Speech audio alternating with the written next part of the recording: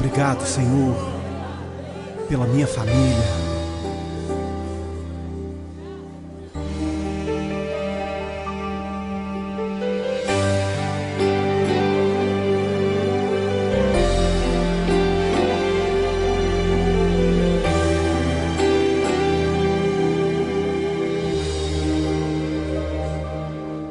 Te agradeço pela minha família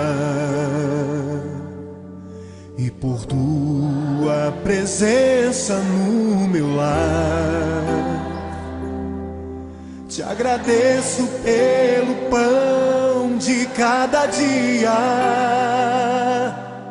que o Senhor nunca deixou faltar.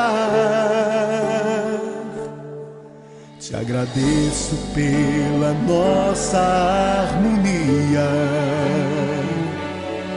Só em Ti, Senhor, podemos confiar. Já te agradeço pelas Tuas maravilhas e os milagres que ainda há de operar. A minha família é bênção do Senhor. Me ensina a tratar minha família com amor. Edifica minha casa para o Teu louvor. A minha família é um presente do Senhor.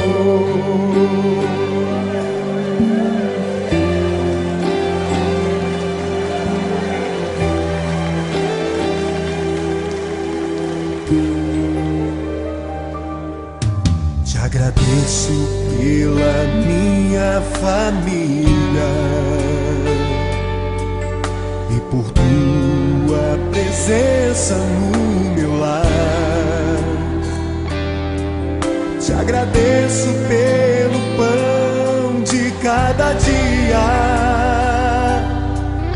que o Senhor nunca deixou faltar. Te agradeço pela nossa harmonia. Só em Ti, Senhor, podemos confiar. Já te agradeço pelas Tuas maravilhas e os milagres que ainda há de operar. A minha família é bênção do Senhor. Me ensina a tratar minha família com amor. Edifica minha casa para o Teu louvor. A minha família é um presente do Senhor. A minha família é bênção do Senhor. Me ensina a tratar minha família com amor. Edifica minha casa para o Teu louvor. A minha família é um presente do Senhor. A minha família é bênção do Senhor. Eu convido a você a dar um abraço nessa pessoa que você tanto ama. E se você não está perto dessa pessoa, liga para ela, diga: eu te amo, você é muito importante para mim. A minha família é um presente do Senhor. A minha família é bênção do Senhor. Me ensina a tratar minha família com amor.